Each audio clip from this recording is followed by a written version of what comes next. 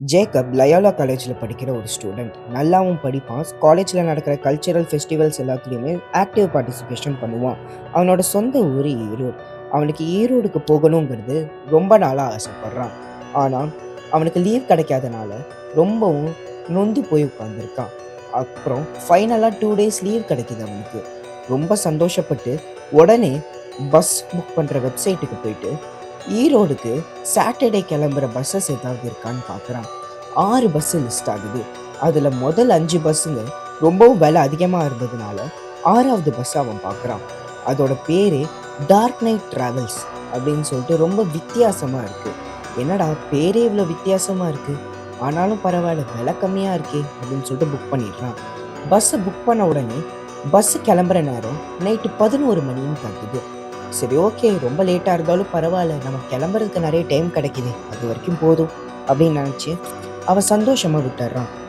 அதுக்கப்புறமா அவங்க அம்மா அப்பாவுக்கு ஒரு வாய்ஸ் நோட் அனுப்புகிறான். இந்த சாட்டர்டே நான் ஈரோடுக்கு வந்துடுவேன், நைட்டு போல் வந்துடுவேன் அப்படின்னு சொல்லிட்டு அவன் ஒரு மெசேஜ் அனுப்புகிறான். அவங்க அப்பா அம்மாவும் அந்த மெசேஜை பார்த்து ரொம்பவும் சந்தோஷப்படுறாங்க. கரெக்டாக ஃப்ரைடே நைட்டு 10:30க்கு அவர் ரூம்லேருந்து வெளியில் கிளம்பும்போது அவனுக்கு ஃபோனில் ஒரு மெசேஜ் வருது. உங்களோட பஸ்ஸு 11 மணிலேருந்து 1 மணிக்கு போஸ்ட்போன் ஆயிடுச்சுன்னு சொல்லிட்டு ஒரு மெசேஜ் வருது. என்னடா இது, ஆட் டைமிங்காக இருக்கே, இந்த டைமுக்கெல்லாம் யார் பஸ் எடுப்பா அப்படின்னு சொல்லிட்டு யோசிக்கிறான்.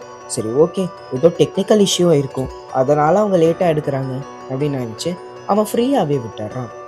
உடனே அந்த பஸ் எங்கேருந்து கிளம்புதோ அந்த இடத்துக்கு ஷார்ப்பாக 12:55க்கு போய் நின்றுறான்.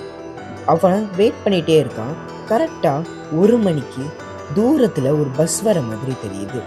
அடடா, இவ்வளோ பங்க்சுவலாக இருக்காங்களே அப்படின்னு சொல்லிட்டு அவனுக்கு ரொம்பவும் ஆச்சரியமாக இருக்குது. ஆனால் அந்த பஸ்ஸு வர வர அவனுக்கு ஏதோ வித்தியாசமான ஒரு ஃபீல் வர ஆரம்பிக்குது. ஏன்னா அந்த பஸ் வர வர அங்கே நார்மலாக இருந்த டெம்பரேச்சர் ரொம்பவும் ட்ராப் ஆகுது. சரி, ஓகே, நார்மலாக எதர்ச்சியாக குளிர் அடிக்குது அப்படின்னு சொல்லிட்டு அவன் நினைக்கிறான். ஆனால் அந்த பஸ்ஸுக்கிட்ட வந்து நின்ன உடனே அவனுக்கு ரொம்ப வித்தியாசமாக ஃபீல் ஆகுது. ஏன்னா அந்த பஸ்ஸோட கண்ணாடி உள்ளே இருக்கிறது எதுவுமே வெளில தெரியாத மாதிரி இருக்குது. என்னது இது, ரொம்பவும் வித்தியாசமாக இருக்கே, ஏன் இவங்க இந்த மாதிரி வச்சுருக்காங்க அப்படின்னு சொல்லிட்டு அவன் நினைக்கிறான். சரின்னு பஸ்ஸுக்குள்ளார ஏறலான்னு போகிறான். பஸ்ஸுக்குள்ளே ஏற முன்னாடி டம்னு சொல்லிட்டு அந்த பஸ்ஸோட கதவு ரொம்ப வேகமாக திறக்குது. அவனுக்கு ரொம்பவும் கொஞ்சம் ஒரு மாதிரி தான் தோணுது. சரி, பரவாயில்ல, தெரியாமல் திறந்துருப்பாங்க அப்படின்னு சொல்லிட்டு அவன் உள்ளே ஏறுறான். ஆனால் உள்ளே பார்த்தா டிரைவர் அவர் முகம் தெரியாத மாதிரி ஒரு சைடு திரும்பி உட்கார்ந்துருக்காரு. என்ன, எல்லாமே வித்தியாசமாக நடக்குது, ஒன்றுமே புரியலையே அப்படின்னு சொல்லிட்டு பார்க்குறான். கண்டக்டர் பஸ்ஸோட கதவு பக்கத்தில் இருக்கிற கம்பியை பிடிச்சிட்டு ஒரு சைடு திரும்பி நின்றுட்டு இருக்காரு. என்ன, எல்லாருமே இங்கே ஒரு மாதிரி தான் இருக்காங்க அப்படின்னு சொல்லிட்டு உள்ளே போகிறான். பஸ்ஸுக்குள்ளார 30 சீட் இருக்குது. ஆனால் அதில் வெறும் 8 பேர் தான் உட்காந்துருக்காங்க. அந்த 8 பேருமே தலையை ஒரு பக்கமாக சாய்ச்சி முகம் வெளறி போன நிலைமையில உட்காந்துருக்காங்க. என்ன, எல்லாரோட முகமும் ஒரு மாதிரி இருக்குது, என்ன பண்ணுறாங்க, எல்லாருமேவா ஒரே நாட்டில் தூங்குவாங்க அப்படின்னு சொல்லிட்டு அவனுக்கு ஒரு மாதிரி வித்தியாசமாக தோணுது. பஸ்ஸை விட்டு இறங்கிடலான்னு அவனுக்கு தோணுது. சரி, ஓகே, இந்த பஸ்ஸை விட்டால் வேறு பஸ்ஸு கிடைக்காது, அப்பா அம்மாட்ட வேற வரும்னு சொல்லிட்டோம், வேறு வழி இல்லை, இந்த பஸ்லேயே போயிடலான்னு நினச்சேன். அவன் பஸ்லையும் ஏறி போயிட்டு அவன் சீட்டில் உட்காந்துடுறான். உட்கார்ந்த பிறகும் கண்டக்டர் டிக்கெட்டை வெரிஃபை பண்ணுறதுக்கு வரவே இல்லை. அவனுக்கு ரொம்ப வித்தியாசமாக தோணுது. சரி, ஓகே, நம்ம புக்கை படிச்சுட்டே போகலாம், அப்போ தான் நமக்கு எதுவும் தெரியாதுன்னு சொல்லிட்டு அவனோட ஒரு நாவல் எடுத்து படிக்க ஆரம்பிக்கிறான். பஸ்ஸும் கிளம்புது. ஆனால் பஸ்ஸு எடுத்த உடனே ரொம்ப வேகமாக போக ஆரம்பிக்குது. அவனுக்கு ஒரு மாதிரி தோணுனாலும் ஸ்பீடா மீட்டரை பார்க்குறான். பஸ்ஸு 120ல் போய்கிட்டு இருக்கு. என்ன, பஸ்ஸு எடுத்து கொஞ்ச நேரம் கூட இருக்காது, அதுக்குள்ளே பஸ் எப்படி இவ்வளோ பிக்கப் ஆச்சு அப்படின்னு சொல்லிட்டு அவனுக்கு ஒரு டவுட் வருது. சரி, நம்ம பக்கத்தில் உட்காந்துருக்கிறவர் கூட பேச்சு கொடுத்துட்டே வரலாம், பயம் தெரியாமல் இருக்கும் அப்படின்னு சொல்லிட்டு பார்க்குறான். அவனுக்கு பயங்கரமான அதிர்ச்சி. ஏன்னா அவன் பக்கத்தில் உட்கார்ந்துருந்தவரோட தலையில் ஸ்கின்னே இல்லை, அதாவது தோலே இல்லை, வெறும் தலை மண்டை ஓடு மட்டும்தான் இருக்குது. அதுவும் முன்னாடி ஒரு பக்கம் சாய்ச்சி போயிருக்கு. அதை பார்த்து அவன் கத்தி கதறிக்கிட்டே அவன் சீட்லேருந்து வெளியில் குதிக்கிறான். பார்த்தா அந்த பஸ்ஸில் இருக்கிறவங்க ஒருத்தருமே ரொம்ப மோசமான விதத்தில் காயப்பட்டு போயிருக்காங்க. ஒவ்வொருத்தருக்கு கை இல்ல, ஒவ்வொருத்தருக்கு கால் இல்ல. ரொம்பவும் மோசமான நிலைமையில ஒவ்வொருத்தவங்களும் இருக்காங்க. ஒவ்வொருத்தவங்களோட தலை எல்லாமே ரொம்பவும் கொடூரமான விதத்துல இருக்கு. அத பார்த்து அவனுக்கு ரொம்பவும் பயமாயிடுது. திடீர்னு அவனுக்கு கண்ணு ஏதோ ஒரு மாரி மூடுற மாதிரி இருக்கு. திடீர்னு கண்ண தொறக்குறான். பஸ்ஸு ஃபுல்லா ரத்தமா இருக்கு. அவனுக்கு ரொம்ப பயமா இருந்தது. உடனே அவன் டிரைவருக்கு ஓடி போறான். டிரைவர போய் பார்க்கலான்னு பார்த்தா, டிரைவரும் உட்கார்ந்திருக்கிற இடத்துல எலும்புக்கூடு தான் இருக்கு. இத பார்த்து ஜேக்கப்க்கு என்ன பண்றதுன்னே தெரியல. ரொம்பவும் பயந்து போய் துடிச்சுக்கிட்டே அங்க இங்க ஓட ஆரம்பிக்கிறான். பஸ்ஸோட கதவ தொறக்கலான்னு ட்ரை பண்றான். அப்ப அங்க நின்னுட்டு இருந்த அந்த கண்டக்டர் வேகமா வந்து அவன் கைய பிடிக்கிறாரு. ஆனா, அவன் கைய பிடிச்சது இன்னொரு கை இல்ல. இன்னொரு ஒரு எலும்புக்கூடு வந்து அவன் கைய பிடிச்சிருக்கு. அத பார்த்து அவன் பயத்துல கதற ஆரம்பிக்கிறான். திடீர்னு அந்த பஸ்ஸு வேகமா எங்கேயோ போய் இடிக்கிற மாரி அவனுக்கு தோணுது. திடீர்னு முழிச்சு பார்க்குறான். அவன் ஒரு ஹாஸ்பிட்டல்ல கண் முழிக்கிறான். அவனுடைய அப்பா, அம்மா, தங்கச்சி எல்லாருமே அங்க இருக்காங்க. அப்போதான் டாக்டர் சொல்றாரு, "உன்னைய அந்த ஹைவேஸ்ல ஒரு ஓரமா கண்டெடுத்தாங்க. மயங்கி போன நிலைமையில காயத்தோட நீ இருந்த" அப்படின்னு சொல்லிட்டு அவன் சொல்றான்.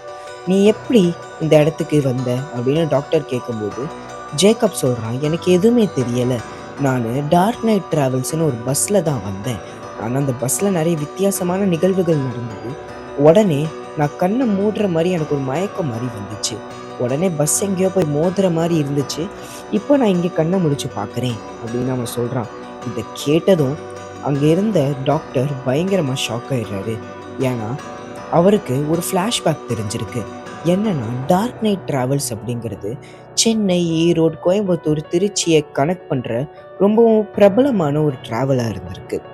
அந்த டிராவல்ஸ் ஒரு நாள் பேசஞ்சர்ஸை ஏத்திட்டு போயிட்டு இருக்கும்போது, திடீர்னு ஒரு மரத்துல மோதி பயங்கரமான ஆக்சிடென்ட் ஆயிருக்கு. அந்த பஸ்ல டிராவல் பண்ண எல்லாருமே இறந்துட்டாங்க. ஆனா, அதிலிருந்து ஒரு 11 மாச குழந்தை மட்டும் தப்பிச்சுது. அந்த குழந்தை அதுக்கப்புறம் ஒரு அநாத ஆசிரமத்துல கொண்டு போய் சேர்க்கப்பட்டுச்சு. அந்த குழந்தைக்கு அதுக்கப்புறம் யார் அந்த குழந்தைய எடுத்து வளர்த்தாங்கன்னு யாருக்குமே தெரியாது. ஆனா, அந்த குழந்தை மாரி தான்ப்பா நீ இருக்க. ஏன்னா, நானும் அந்த ஆர்ஃபனேஜ்க்கு போய் அந்த குழந்தைய பார்த்தேன் அப்படின்னு சொல்லிட்டு அந்த டாக்டர் சொல்றாரு. அவனுக்கு இது ஏதோ கட்டுக்கதை மாரி தெரிஞ்சாலும், அவனுக்கு கொஞ்சம் பயமா தான் இருக்கு. அப்புறமும் அந்த டாக்டர் சொல்ல ஆரம்பிக்கிறாரு, இது எல்லாம் முடிஞ்ச பிறகு அந்த டிராவல்ஸே இழுத்து மூடிட்டாங்க. ஆனா, எப்படி நீ அந்த டிராவல்ஸ்ல போயிருக்க முடியும்? அப்படின்னு சொல்லிட்டு அந்த டாக்டர் கேட்குறாரு. அவனுக்கு என்ன சொல்றதுன்னே தெரியல. அப்பதான் அவனுக்கு ஒரு ஸ்ட்ரைக் ஆகுது. ஏன்னா, அவனும் தத்தெடுத்து வளர்க்கப்பட்ட ஒரு குழந்தை தான். அப்போ அவன் நினைக்கிறான், ஒருவேளை அந்த பஸ் ஆக்சிடென்ட்லேருந்து தப்பிச்ச நான் தான் அந்த குழந்தை அப்படின்னு சொல்லிட்டு அவன் நினைக்கிறான். அதுக்கப்புறமா அவன் ஈரோட்லேருந்து சென்னை போகிறதுக்காக மறுபடியும் அங்கே போய் நிற்கிறான். அப்போ இன்னொரு பஸ் வருது. அந்த பஸ்ஸு சாதாரணமாக தான் இருக்கு. ஆனா அவன் உள்ள போய் ஏறி உட்கார்ந்த உடனே அந்த பழைய பஸ் எப்படி இருந்ததோ அதே மாதிரி அந்த பஸ் மாறுது. அத பார்த்தும் அவன் மறுபடியும் மாட்டிக்கிட்டோமா அப்படின்னு சொல்லிட்டு அவன் ரொம்பவும் பயப்படுறான். ஆனா இந்த முறை பஸ் ரொம்ப வேகமா போய் மோதுது. மோதல்ல ஜேக்கப் இறந்து போயிடுறான். அப்பதான் எல்லாருக்குமே உண்மை புரியுது. அந்த பஸ்ஸு அவங்கள்ட்ட இருந்து தப்பிச்ச அந்த ஒருத்தரையும் சாகடிக்கிறதுக்கு தான் இத்தனை நாள் வந்துட்டு இருந்திருக்கு அப்படின்னு சொல்லிட்டு புரியுது. ஒரு வழியா அந்த பஸ் அதோட இறுதி பயணத்தையும் முடிச்சிருச்சு. இனிமே அந்த பஸ்ஸை யாருமே பார்த்ததில்ல. இந்த கதை உங்களுக்கு பிடித்திருந்தா மறக்காம லைக் பண்ணுங்க, கமெண்ட் பண்ணுங்க, ஷேர் பண்ணுங்க. இந்த தகவல் உங்களுக்கு எவ்வளவு பிடிச்சிருந்ததுன்னு கமெண்ட்ல சொல்லுங்க. தேங்க்யூ. Good bye.